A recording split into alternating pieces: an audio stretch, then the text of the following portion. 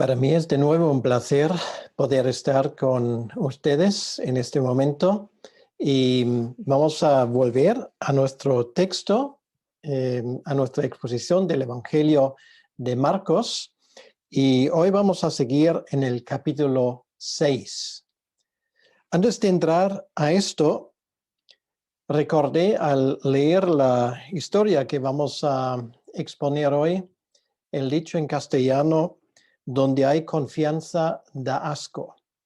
Es un dicho un poco triste, pero sin embargo muy acertado, en mi opinión, porque nos fijamos mucho en los defectos de los demás y particularmente si estamos en un entorno, por ejemplo, familiar o de compañeros de trabajo, gente que conocemos bien. Entonces, también para nosotros, siendo cristianos, es mucho más difícil dar un testimonio eficaz entre nuestros familiares, por ejemplo, o nuestros compañeros de trabajo, porque nos conocen o creen conocernos. Y cualquier cosa que puede ocurrir en nuestra vida, para bien o para mal, ellos tienen problemas en aceptarlo. Por supuesto, lo mismo ocurrió en los tiempos de Jesucristo. Y es muy interesante ver en los evangelios que Jesucristo tenía problemas particularmente con dos tipos de personas. En primer lugar, con los muy religiosos, con los fariseos, los saduceos, aquellos que de cierta manera administraban la fe judía, y por otro lado, la gente de su lugar, o sea, de Nazaret, donde él había crecido. Y particularmente, y esto puede venir como una sorpresa para muchos, con su propia familia, con sus propios familiares. Y esto nos enseña algo sobre la maldad del corazón humano. Dios se acerca y nosotros tenemos la audacia de rechazarlo. Porque esa incredulidad puede cerrar las puertas abiertas del cielo. Y esto es la razón por la cual este mensaje lleva el título Jesús el carpintero o el poder de la incredulidad. Después de lo que leímos en el capítulo 5, el encuentro con el Gadareno, luego la resurrección del hijo de Jairo, de este presidente de la sinagoga en Cafarnaúm, y luego también la mujer que tenía ese flujo de sangre, que no se atrevió realmente ni darse a conocer. Después de esto, Jesús vuelve al lugar que le he visto crecer, a su tierra no natal, pero donde él había pasado prácticamente toda su infancia y su adolescencia, que era la ciudad de Nazaret, que por cierto la vemos en el fondo. Esto es obviamente una foto de la actualidad y vimos las colinas de esa ciudad. Pues en aquel entonces no era tan grande como lo vemos aquí en la foto, sino era más pequeña, posiblemente una aldea de no más de 500 habitantes.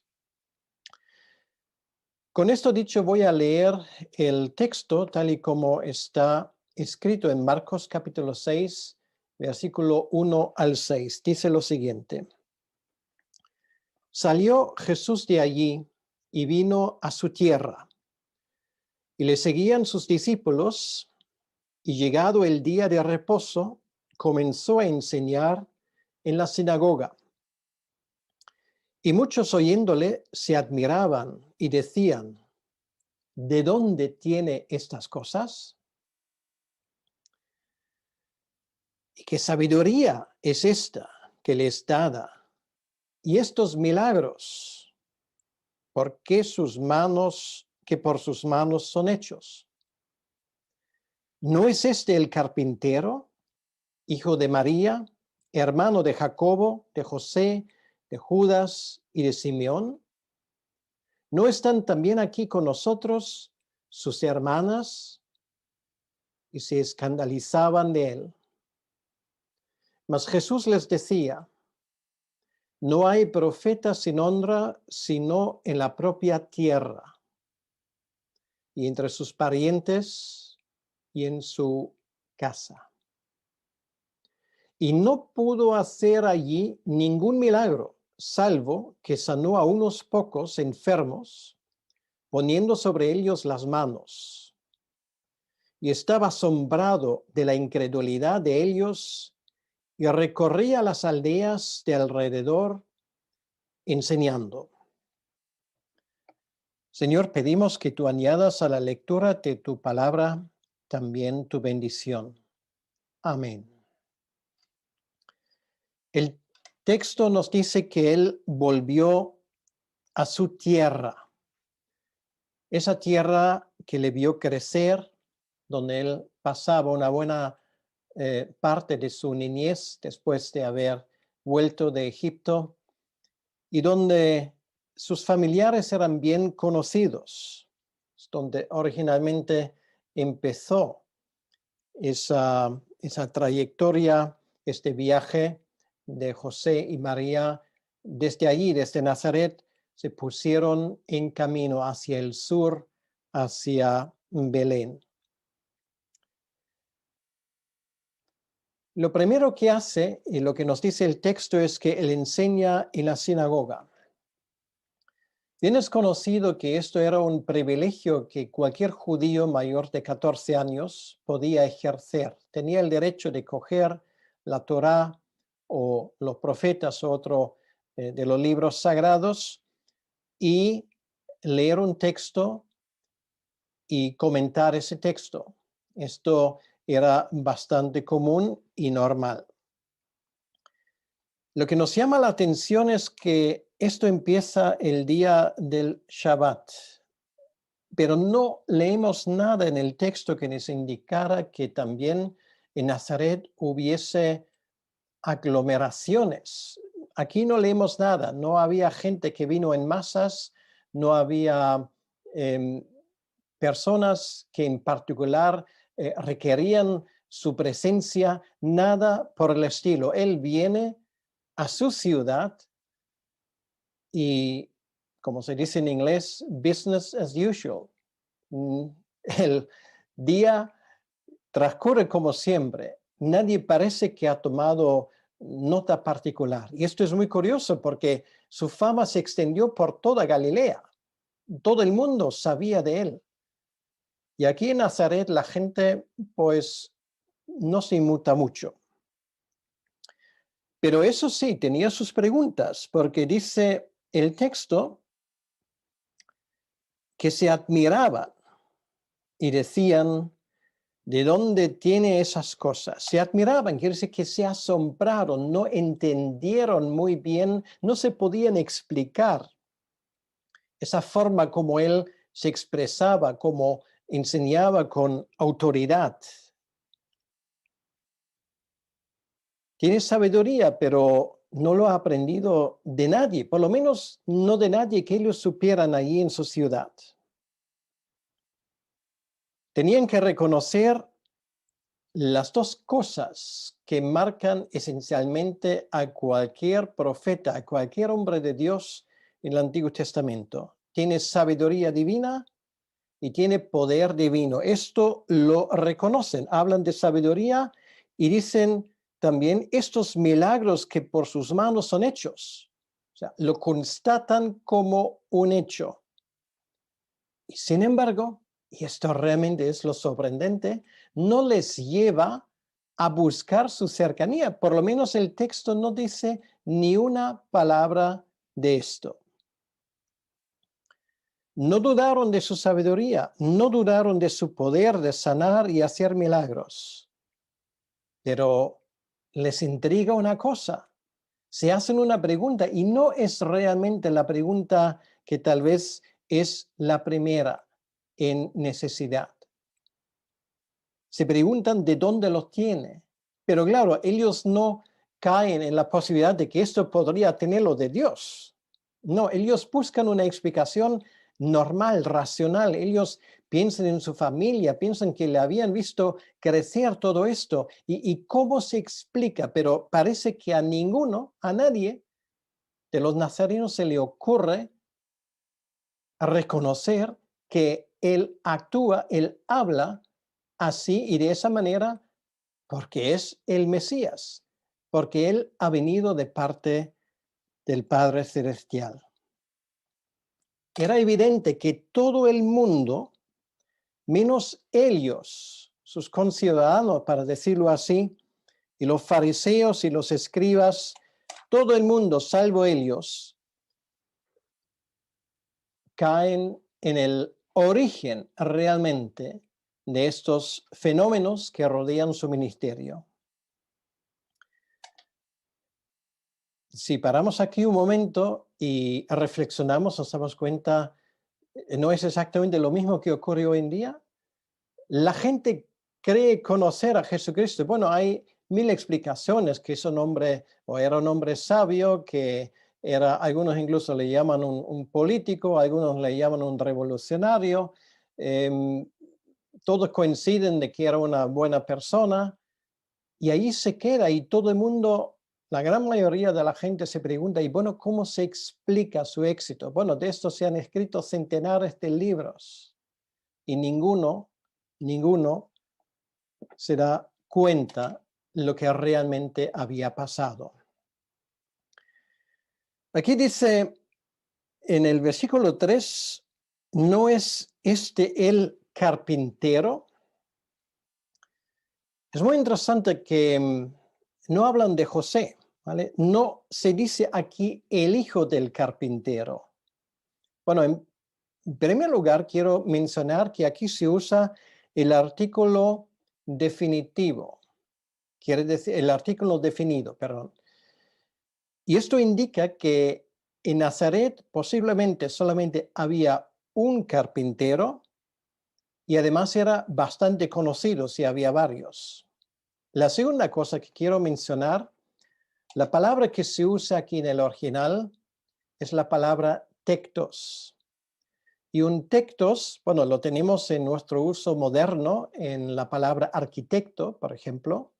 Un tectos en aquel entonces era una persona que no solamente hacía cosas con madera, por ejemplo, mesas, sillas, armarios, cosas por el estilo, sino era mucho más amplio. De hecho, esto era lo de menos, porque en aquel entonces tampoco había mucha necesidad de mobiliario. Realmente había bastante poco en una casa normal en Israel.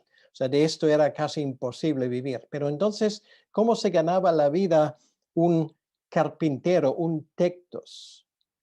Y la respuesta es construyendo casas. Esto era su trabajo principal, era un constructor. Y creo que ahora entendemos por qué Jesús usa tanto la comparación con piedras. Él habla de fundamentos, él habla de diferentes tipos de piedras. De hecho, es curioso, ¿verdad?, que su discípulo, tal vez más importante en rango, Pedro, que significa precisamente esto, piedra, roca. Y entendemos porque Jesucristo entendió también de negocios. Él habla en sus parábolas, por ejemplo, de echar cuentas, de hacer presupuestos, de antes de construir una casa, de pensárselo. Realmente si leemos los evangelios, a veces nos asombramos y porque la gente no se da cuenta. No es eso de carpintero, de hacer cosas con madera en primer lugar, es construir casas, es constructor. Me parece muy significativo porque él sigue construyendo en primer lugar una casa para nosotros en el cielo, pero en segundo lugar sigue construyendo su pueblo, su iglesia, está creciendo. ¿Qué profesión más adecuada y más acertada, que por supuesto no es una casualidad, lo de ser carpintero, constructor? ¿No es este el carpintero, o podríamos traducirlo perfectamente, no es este el constructor, hijo de María? Y por cierto, aquí no se menciona ya a José, porque todo indica que José en ese tiempo ya hace tiempo que había muerto. Entre los 12 años y el momento cuando Jesucristo empieza su ministerio, José seguramente eh, se ha muerto. Entonces Jesucristo, como primogénito de la familia, tenía esa tarea y tenía la responsabilidad de sacar la familia adelante, de seguir el negocio de su padre adoptivo, en ese caso José. Y por eso todo el mundo le conoce, por eso saben, bueno, igual él ha construido mi casa o él ha hecho esa muralla. ¿Y cómo se explica que este hombre que ha convivido con nosotros, que parecía, bueno, tal vez un poco fuera de lo normal, pero uno de nosotros se comporta de esa manera? Ellos no se lo explican. Y como nos damos cuenta, esa incomprensión rápidamente se vuelve en enemistad. Es el amor de Cristo, y lo vemos ahí precisamente, de identificarse tanto con nosotros que hasta escoge una profesión como cualquiera, la de carpintero, la de constructor. Esto forma parte de su humildad. Antes de predicar, él se pasaba media vida, como se suele decir, currando, trabajando en una profesión secular. Y luego nos enteramos de más cosas. Él tenía hermanos y hermanas en Nazaret. Era una familia numerosa, 4 hermanos y como mínimo 2 hermanas. Dice el versículo 3 incluso sus nombres: Jacobo, José, Judas, Simeón. El nombre de las hermanas no se menciona aquí. Y por supuesto no hace falta entrar de nuevo en este tema de que, como hay algunos que explican que realmente no eran sus hermanos, sino eran cuñados o otros familiares, no hace falta, porque realmente está bien establecido que la palabra que se usa y el contexto en el cual se usa, por supuesto, habla de hermanos en nuestro sentido de la palabra. Por cierto, 2 de ellos son bien conocidos o iban a llegar a ser bien conocidos. El primero, Jacobo, el segundo, él se convirtió más tarde en el jefe, para decirlo así, de la iglesia en Jerusalén. Es Santiago el que escribió la carta de Santiago, la que tenemos en el Nuevo Testamento. Y luego mencionado a Judas, también conocido por la carta que escribe, que lleva su nombre, la epístola de Judas. Pues estos son los 2 que de este grupo, digamos, de cierta manera destacan.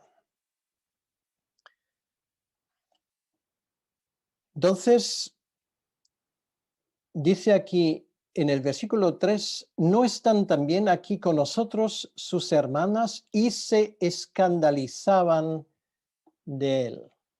Es curioso, ¿verdad?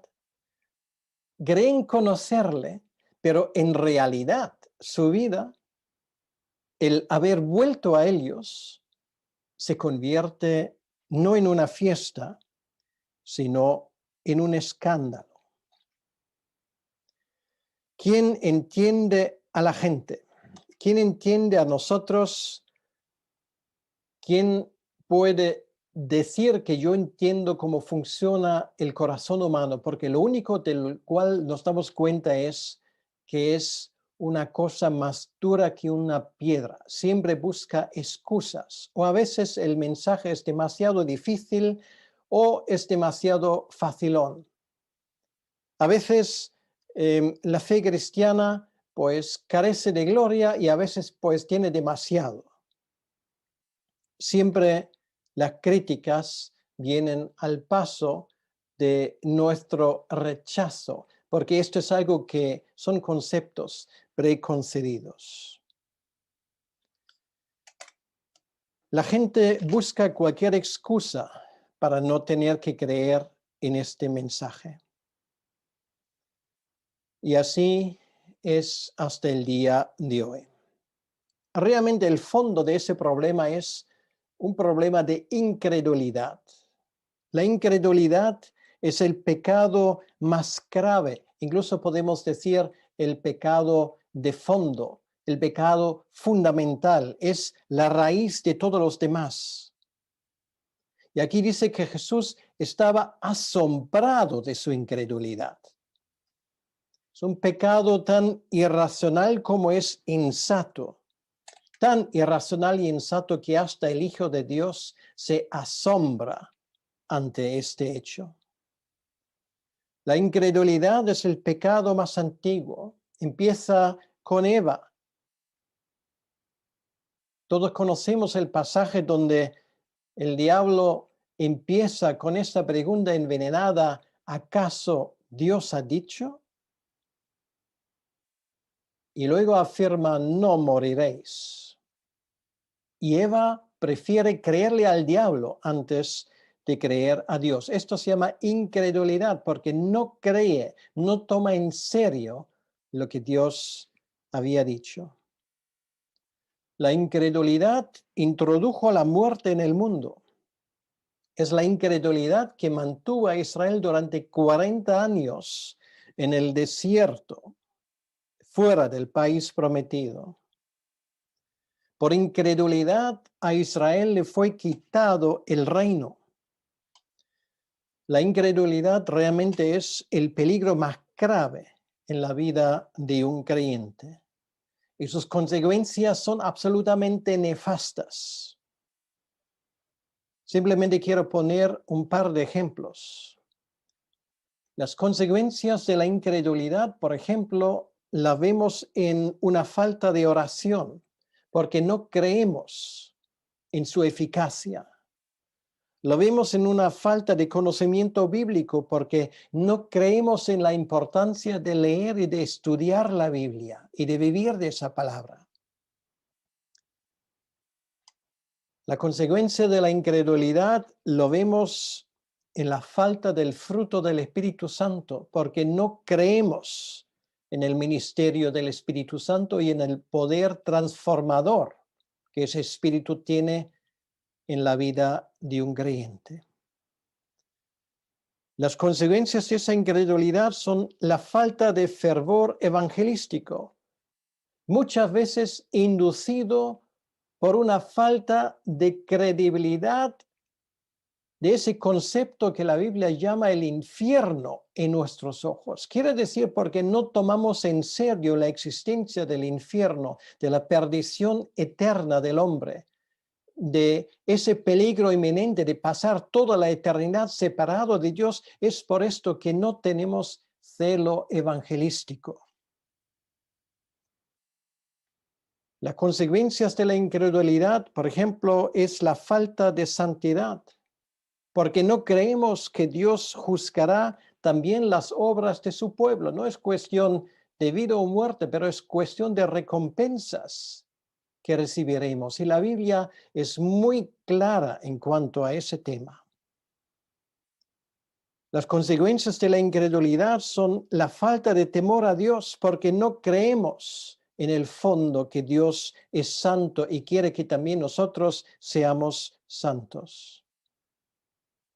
La consecuencia de la incredulidad es la falta de confianza, porque no creemos que Dios es omnipotente y que tiene un plan perfecto para nuestra vida. Y me vas a decir: pero sí, yo creo todo esto. Mucho cuidado en no afirmar esto demasiado. No es lo que nuestra boquita dice, es lo que nuestra vida confirma con los hechos. No es cuestión de decir yo creo todo esto, sino es cuestión de vivirlo día a día. Tú dices: yo también creo. Y uno de los hermanos de Jesucristo responde a esto en la epístola que él escribió. También los demonios dicen esto. Realmente la pregunta surge es, que nuestra vida apoya nuestra creencia. Tal vez es momento de parar y de meditar y de mirar tu propia vida y preguntarte, ¿hay esa incredulidad también en mi vida? ¿Noto yo algo de esto en mi propia forma de comportarme o no comportarme? La incredulidad, la falta de fe, la falta de confianza en lo que Dios ha dicho es la raíz de 1000 problemas en nuestra relación con Dios. Y vale la pena realmente analizarnos y preguntarnos si nosotros también hemos caído en esto. La incredulidad es el pecado más grave en la vida de una persona. Esto lleva al hombre a cerrar sus ojos al testimonio más claro y el final es el infierno. Y hasta que no hayas llegado al punto de poder afirmar mi única esperanza en la vida y en la muerte es Jesucristo, no has entendido. Si aún confías tal vez en Jesucristo más tu carrera, en Jesucristo más otra gente, en Jesucristo más el santo del día, en Jesucristo más cualquier otra cosa, no has entendido. Él es tu única esperanza en la vida y en la muerte. Algún día será demasiado tarde. Esto era el problema de la gente de Nazaret. Ellos analizaban a Jesucristo, pero le analizaban de una manera equivocada. Usaron su propia inteligencia para poder averiguar y cómo se comporta, cómo se está comportando. Deja todo esto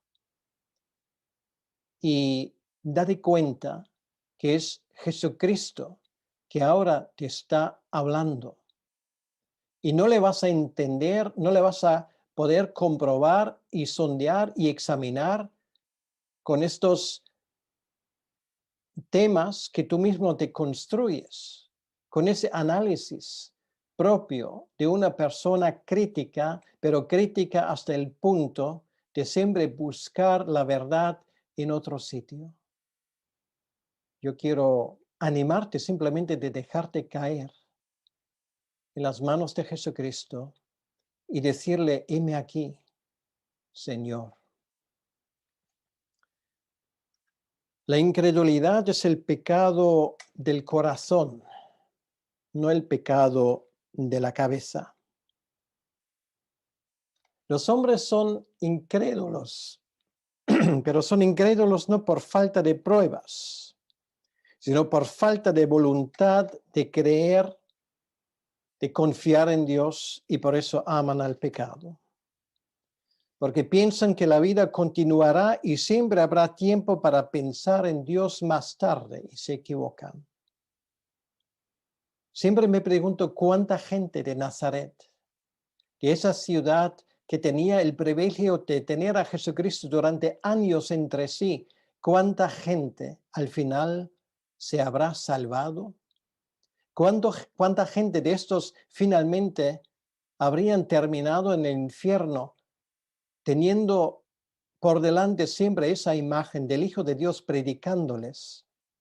Y ellos, por la razón que sea, sin confiar en Él.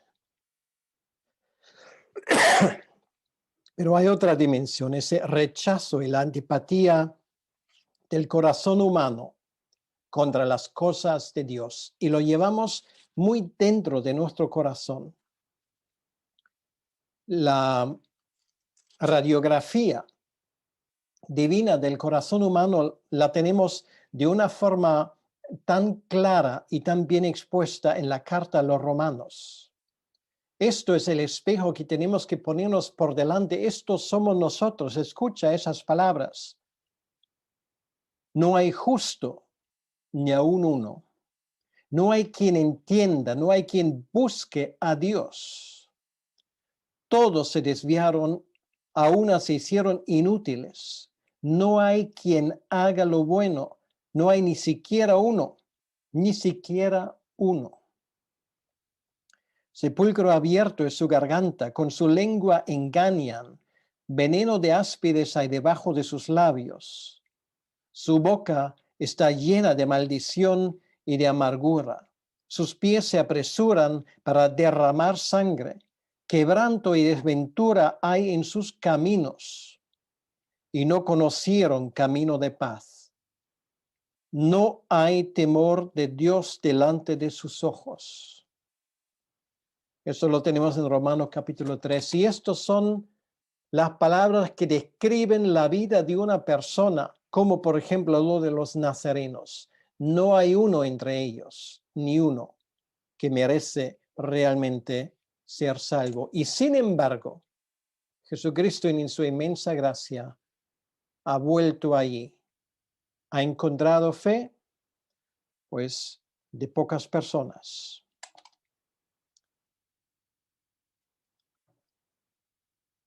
También esa historia sirve de ánimo para aquellos que tienen familiares que se han vuelto en contra suya por causa de su fe.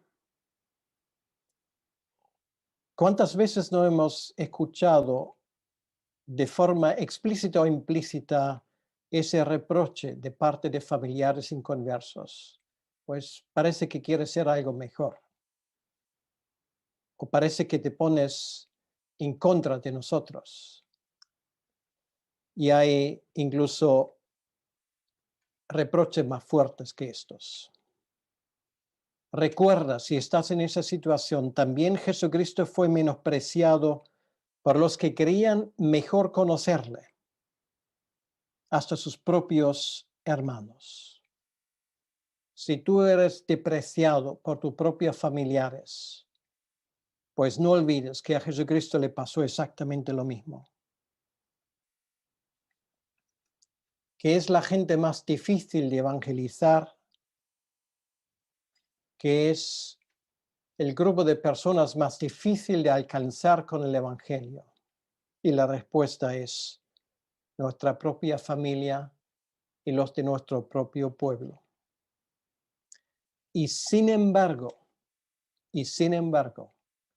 Dios puede hacer este milagro. Y aquí tenemos por lo menos dos ejemplos, que son Jacobo y Judas.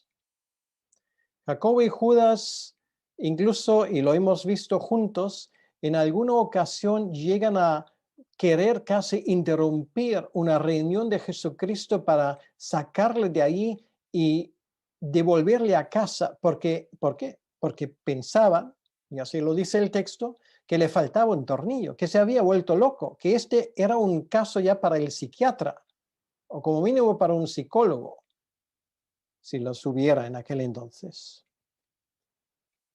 Era gente que no se entendía. Cuando Jesús es crucificado, ninguno de sus hermanos parece que estaba allí. No aparecen de nuevo en su vida. Y luego sabemos, gracias a lo que el apóstol Pablo escribe en el capítulo 15 de su epístola a los Corintios, que luego aparece también a sus hermanos, a su propia familia. Y por lo menos sabemos que dos de ellos, del resto de la Biblia no dice nada, pero dos de ellos se convirtieron a raíz de esto.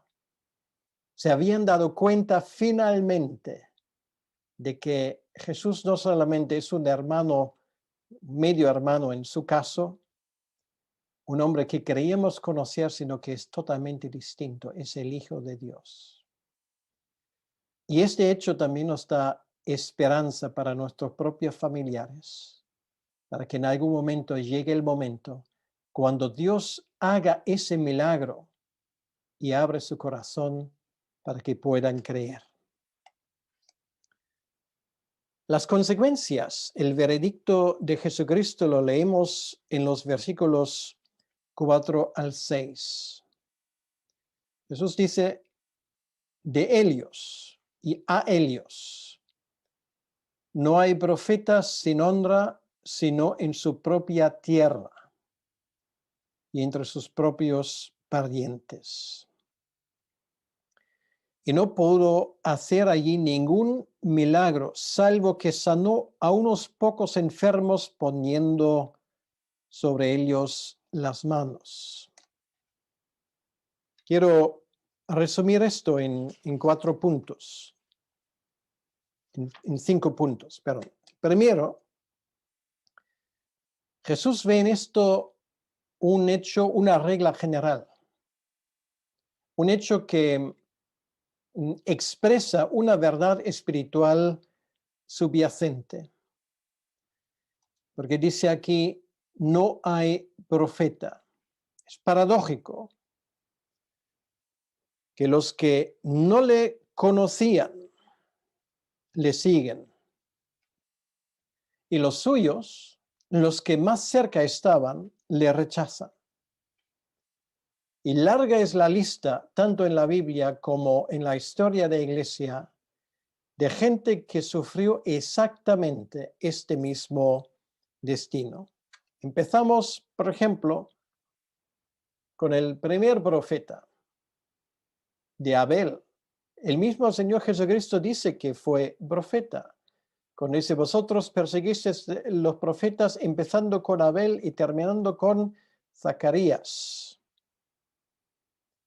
Pues Abel fue matado por su propio hermano. También es cierto que no había mucha más gente sobre la tierra, pero es un hecho significante.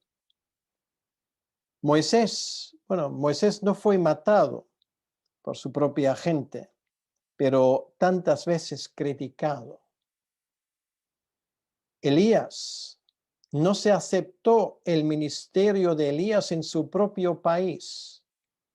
Donde la gente lo aceptaron fue fuera de este país.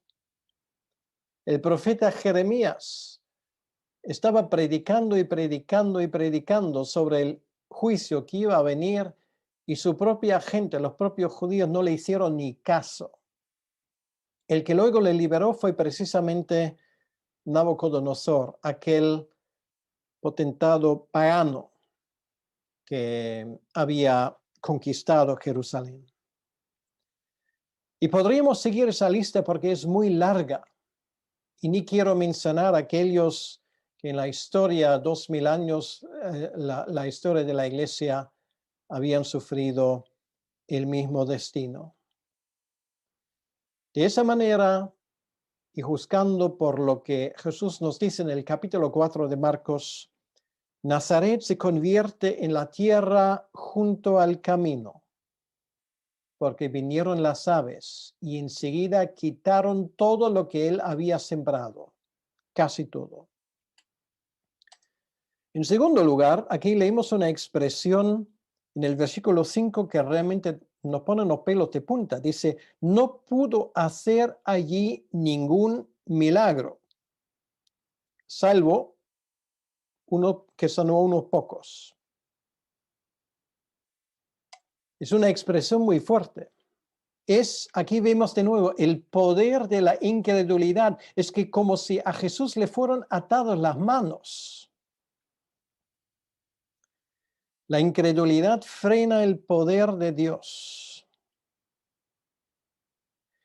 Es una de las cosas más tristes que podemos leer ahí. Una de las cosas que Dios no puede hacer porque va en contra de su naturaleza es obrar entre aquellos que le rechazan. En tercer lugar, y esto es la esperanza que tenemos aquí, sin embargo, hay algunos a los cuales sanó. Esto demuestra la gracia de Dios. En medio de ese pueblo incrédulo, sí, algunos había.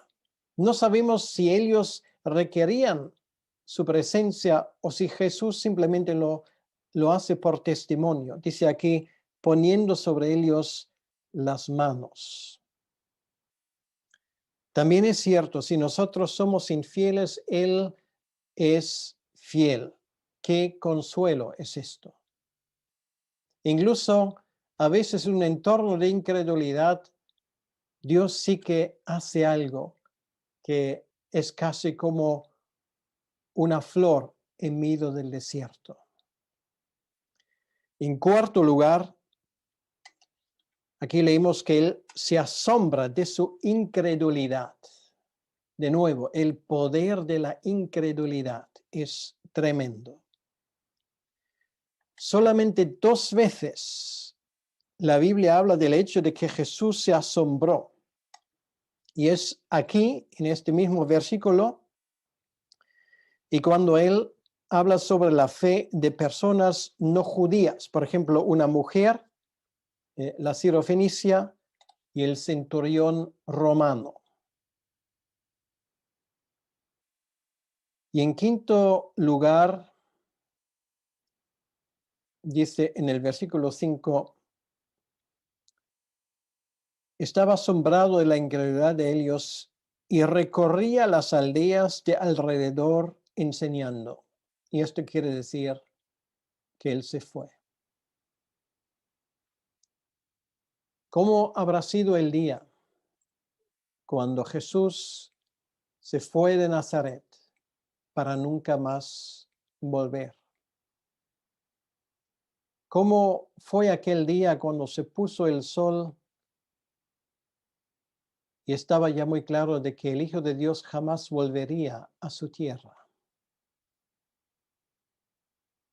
Ellos querían conocerle y al final se quedaron con las manos vacías. Querido amigo, si me estás escuchando en este momento y estás en una situación similar a aquella de la gente de Nazaret, déjame decirte una cosa. Espero que esta verdad nunca se aplique a tu vida, que Jesús se fue para nunca más volver. Hoy es tu día, hoy es el día, puede ser el día de tu salvación. No busques excusas, no intentes medir y evaluar a Jesucristo con tus parámetros seculares, racionalistas, terrenales. Y si no lo entiendes, que sepas una cosa, Dios no quiere que entiendas. Lo que Dios quiere es que confíes. Y me gustaría tanto que no se ponga el sol en este día sin que tú también puedas entender quién es tu Salvador. Que Dios quiera que tú vengas también a formar parte de esa familia. Y una última palabra para aquellos que tal vez en este momento tienen una difícil situación en su propia familia. Tal vez incluso tu propio esposo, tu propia esposa, tus hijos, tus padres o otros familiares no comparten tu fe en Jesucristo. Que sepas una cosa, y esto es lo primero, Jesucristo sabe perfectamente cómo te sientes. Le pasó lo mismo. Y aún así, Dios hizo por lo menos algo en la vida de algunos de los nazarenos. De la misma manera como Él puede hacer algo entre tus familiares. Me gustaría que fueses animado y que tomases esa historia como una historia que nos pinta y nos explica la soberanía divina, que incluso fue capaz de convertir corazones de un Judas y de un Santiago o Jacobo, hermanos de Jesucristo, que en su momento tampoco creyeron. Y sin embargo, llegaron a reconocerle como su Señor y Salvador y nos han dejado finalmente 2 epístolas preciosas en el Nuevo Testamento. Vamos a orar un momento. Señor, te damos las gracias en este día. Gracias por estos primeros 6 versículos del capítulo 6 del Evangelio de Marcos. Y te pido, Señor, que la palabra predicada haga su efecto en la vida de esas personas que nos están escuchando en ese momento. Señor, cuando se predica tu palabra, esa palabra hará su efecto. Vamos a confiar en esto y te pido, Señor, que tú obres de forma poderosa entre todos y cada uno de nosotros. Te lo pedimos, Señor, en tu nombre y para tu honra y gloria. Amén. Dios te bendiga.